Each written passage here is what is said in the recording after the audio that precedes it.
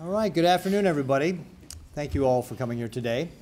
We're here to talk about the importance of international trade and specifically our relationship with the state of Nebraska with Mexico. Joining me up here today, we've got a variety of visitors. First of all, we've got a trade delegation from Mexico that represents a variety of agribusinesses from Mexico. Joining us, we've got Felipe Basarte, got that right? And then Ricardo Martinez, let's see, I'm going to get Ana Rosa Galvez, Leona Delgado, and Arturo Basuto, yeah, right? And then Ryan, thank you. You weren't on my list, so didn't have time. Ryan is actually the U.S. Grains Trade Representative in Mexico City. We also are joined by Kelly Brunkhorst, who is the Executive Director of the Nebraska Corn Board. And then we've got Tom Slate, who is with the U.S. Grains Council, and then John Doggett, who's with in Washington, D.C., and then John Doggett, who is with the National Corn Board in D.C. as well. And we're really here to highlight the importance of trade to the state of Nebraska. Just over the last few days, we've been able to highlight some of the important things, or some of the important reasons why it's important to engage internationally and open up opportunities for Nebraskans. Earlier today, I was actually at Novozymes. And in 2015, I led a trade delegation to Europe where we met with the CEO of Novozymes. And today, we were able to announce a $36 million expansion of that facility that will help create more Nebraska jobs. Later this week, I'm going to be at Kawasaki as we talk about their aerostructures business. Again, I met with Kawasaki when I was in Japan in 2015, and we're helping to expand that relationship as well. And of course, earlier this week, we had the very exciting news that China is going to be opening up their beef market to the U.S. for the first time in 13 years. And I had been over in China in November meeting with distributors for that, in anticipation of that market opening up so we could distribute our Nebraska beef into China. And also had made a trip there to China in 2015, again, encouraging Chinese officials to open up that market. So you can see establishing these relationships and expanding upon it is important. And when we're talking about Mexico, we're talking about a very important relationship to the state of Nebraska. If you think about one of the #1 exports that we ship out of our state is corn, and Mexico is our #1 market for that corn, about $287 million worth. In fact, Mexico purchases about $2.5 billion worth of U.S. corn every year and almost $6 billion of corn of a variety of different grains. And that supports almost 34,000 jobs in our state, that relationship with Mexico. In fact, if you look, about 1 out of every 10 acres in this country is planted for export to Mexico. And so you can see it's an incredibly important relationship. And since 1993, that relationship with Mexico has nearly quadrupled. In 1993, we were exporting as a country about $9 billion to Mexico, and now it's over $38 billion in agricultural products. So this is an important relationship between the United States and Mexico, and of course, it's not just also about what we export, but we also import, for example, $590 million worth of bovine calves from Mexico into the United States. Mexico has free trade relationships with 46 other countries. So the products that we ship to Mexico can also end up crossing the border several times through those types of relationships that we get to leverage here in the United States as well. So you can see this is really a beneficial relationship between the United States and Mexico, and Nebraska in particular, because Mexico is our #1 destination for our corn, our sweeteners and sugar and dairy. It's our #2 destination for soybeans, sorghum, wheat, and distillers grains. And this is an important relationship that we want to expand. And so that's why we have the trade delegation that is here today to be able to help talk about that. And I'm going to turn it over to Kelly Brunkhorst here, who is going to expand upon the relationship and why that relationship with Mexico is so important. And we're very pleased to host the delegation from Mexico to help highlight how important that relationship is. So with that, Kelly, I'm going to turn it over to you. Thank you, Governor. Again, as the Governor said, my name is Kelly Brunkhorst. I serve as the Executive Director for the Nebraska Corn Board and Corn Growers Association. It was our pleasure to welcome this delegation to the great state of Nebraska earlier this morning as we visited and had discussions with a roundtable of growers, with congressional representatives and their staff, and cooperative elevator staff. it was important to reiterate the very importance of trade.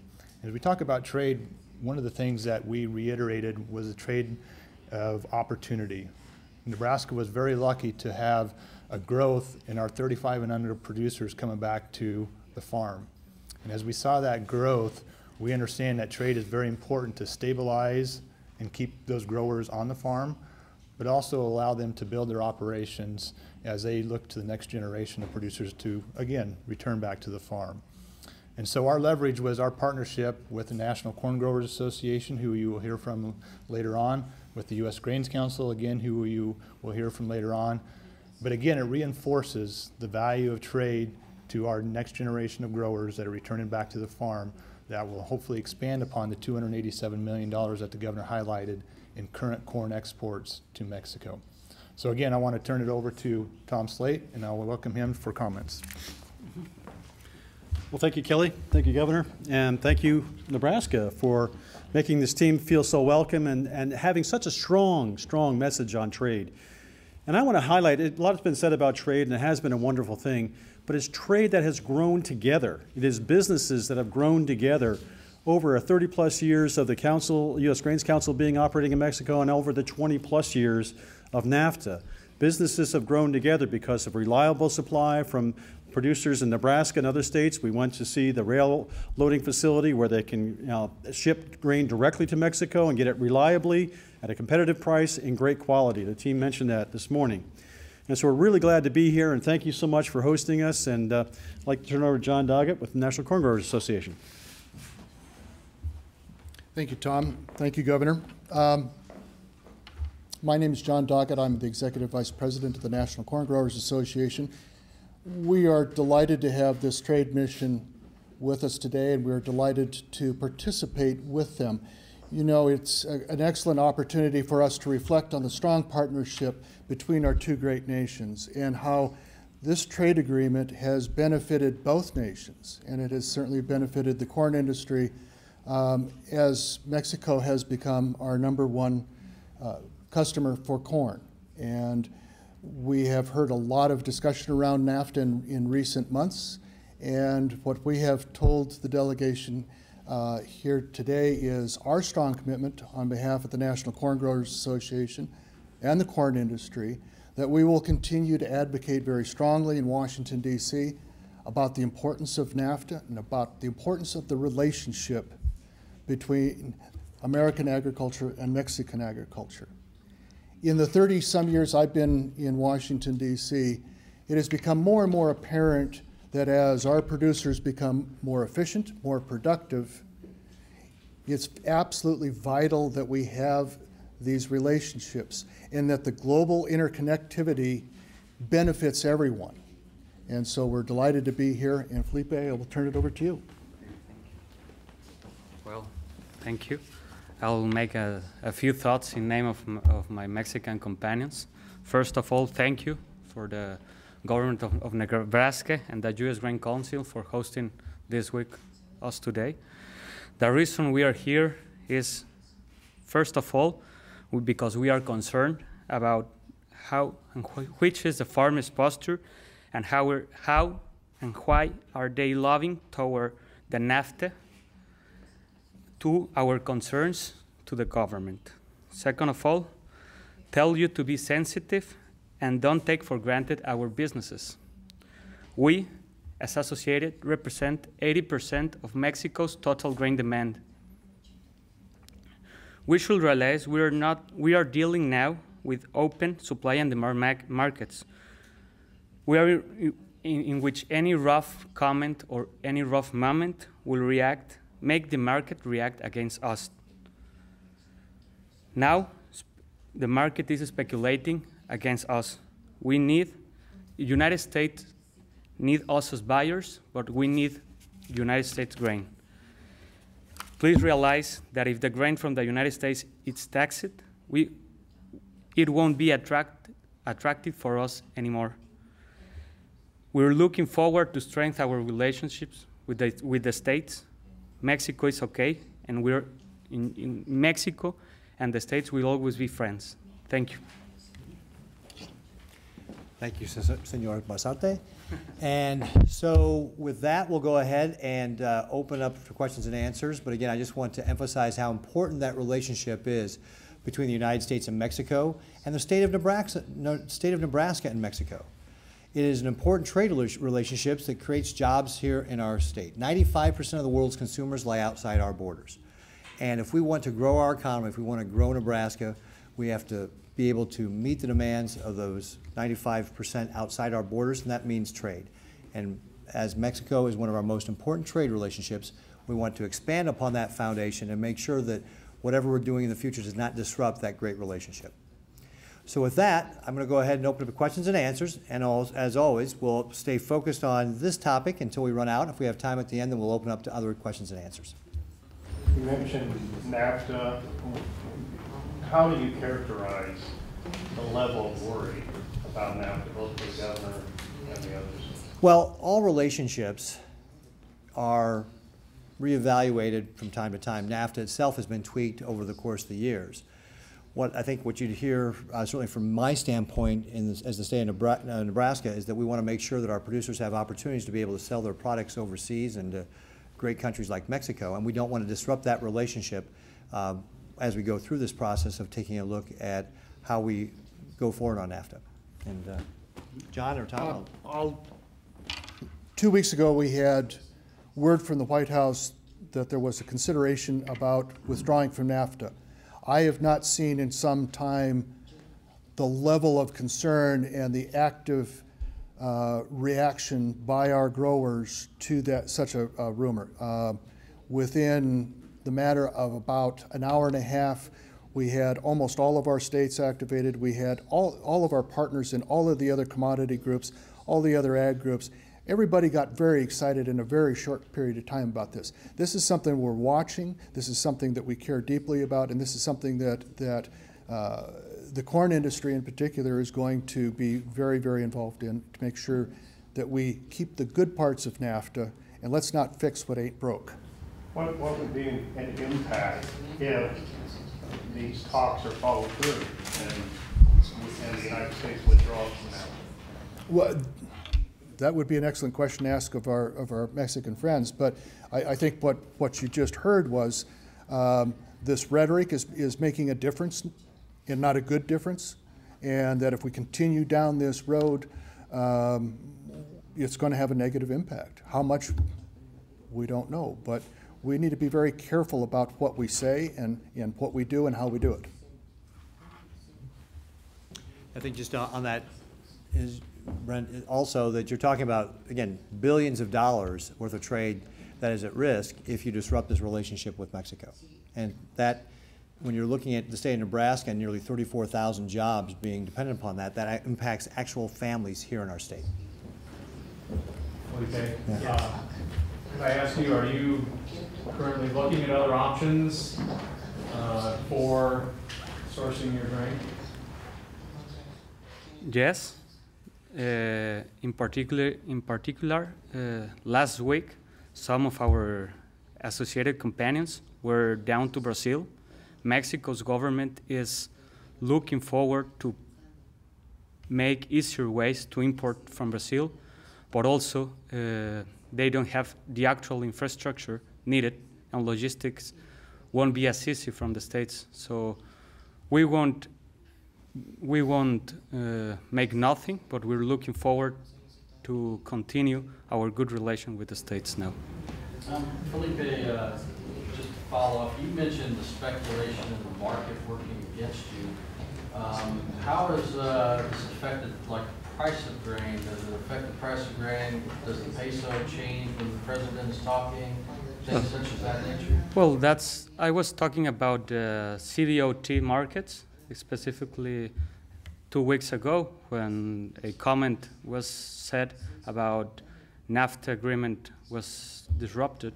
The corn market went in a 2-3 hours 5% above. So any rough comments made us buyers make awareness, so to take a decision to buy. We've heard some discussion over the last couple of months of possibly modernizing NAFTA. Has there been any discussion amongst the representatives in this room of how that might play out and how in a way to benefit everybody? Yeah, thank you. Yes, the main point for the feed grains industry is there's not much to be changed. You know, where it is working well for the feed grain sector, certainly working well for corn. There are some slight modernizations that we can do. A lot of that work was done through the TPP, the Trans-Pacific Partnership negotiations that can be brought up again. For the corn sector, particularly, you're looking at sanitary, phytosanitary agreements that can be improved in terms of how you deal with, say, weed seed, things like that. Also, there's a foundational language in TPP on biotechnology and biotechnology agreements and how you settle disputes in biotechnology. That can be put into the agreement. But very small changes. We're talking very small changes. Again, we'd like to see this trade maintained because, again, it's our best customer. Very, very important to us. Andrew? Okay. Now, how much of this trip maybe allay your fears about what's going on in the United States as far as trade? Can you repeat the question? I didn't hear you at the beginning. How much did this trip, either help, I guess, alleviate your fears about what Americans are thinking as far as trade? Of course, a lot. Hope a lot. It's the main reason we five are here. We are concerned, but we are sure we go back to Mexico with Mexico's authorities to also tell them the States is loving, okay, we know NAFTA has to be modernized, but not in the agricultural part. Yeah. You're very popular, Felipe. I think that's enough for today. The Mexico Economic Secretary Ildefonso Guajardo, is that how you say his name? Yes, Ildefonso Guajardo. He recently said that threats and tariffs would be a deal breaker when it comes to NAFTA. Continued threats from the president. Do you have a reaction to that? I didn't understand the question. He's talking about tariff threats on the part of the United States. Would that be a deal breaker for Mexico? Okay. Of course, I've already said that if in this case corn, soybeans get taxed for us to import, they won't be as attractive as they are now. So I think it will be the first cause not to buying from the States. Not to buy from the States. Yeah. Governor, what kind of changes would you think would be beneficial to the state of Nebraska overall economy? Change your renegotiation? Well, as I think that a lot of the folks up here have said, that when it comes to agriculture, which is of course our largest industry here in Nebraska, we think that any sort of changes would be relatively minor, as the kind of ones that Tom was laying out. So if there are to be things that are reformed in NAFTA, I don't think it has a lot to do with agriculture. We're very pleased with the relationship that has gone on between with Nebraska and Mexico with regard to agriculture, and we want to look to expand upon that. But is there an industry that has had problems in the state that would really like to see something change? I got to tell you, no industry here in Nebraska has approached me and said there's a problem with NAFTA. Thank you. Tom, are you feeling better about the situation than you were maybe a couple months ago? Now with the Agriculture Secretary in place, with the USTR in place, what are your feelings today about how things stand? Well, sure. 2 months ago is when I probably first got the call from Ryan in our office in Mexico City saying our customers aren't happy. And so we went down there and we talked to the customers and you heard some of their feelings. And yes, they were not happy. And yes, when John talked about 2 weeks ago when the threat to withdraw from NAFTA and agriculture came together and had a very strong voice, plus you had Senator Perdue in his first day of the job as U.S. Secretary of Agriculture in place, very important for us to start having agriculture folks at the table, and you saw what happened. Again, there was reasonable discussion about the impact of withdrawing from NAFTA on agriculture. That backtracked, and late at night, and we backtracked off of the withdrawal part into renegotiation. So yeah, I feel a lot better. I feel a lot better today now that Robert Lighthizer is our U.S. trade representative. Very important to have those two key posts are the most key for U.S. agriculture in terms of trade right now. Now they're present at the table talking about these things, and you get a balanced discussion and a good discussion. And I think the administration has been very, very responsive and might point out the importance of trade to agriculture and the importance of Mexico to agriculture. Have there been some concerns with Lighthouser's stance on NAFTA? NAFTA, there's two things with Lighthizer. He's actually a trade remedy, is experienced in trade remedy law cases. But again, we have back-channel communications through him that he understands agriculture, and he now is going to be, U.S. trade representative, which incorporates all of the U.S. economy. So yes, he had some concerns about NAFTA from his other sectoral work, mainly in steel and other sectors, but now he's very much aware of this huge impact on the agricultural sector and how that important it is, and he very positive signals coming back from the ambassador now. Okay, excuse me. All right, yeah. One more. What do you see as the biggest challenge to renegotiating a successful renegotiation of NAFTA? Okay, thanks. I think the biggest challenge is to get with it.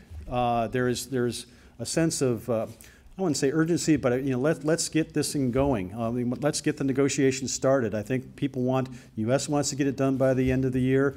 Mexico certainly wants to get it done by the end of the year. Canada has indicated similar things. So the biggest challenge is let's get going.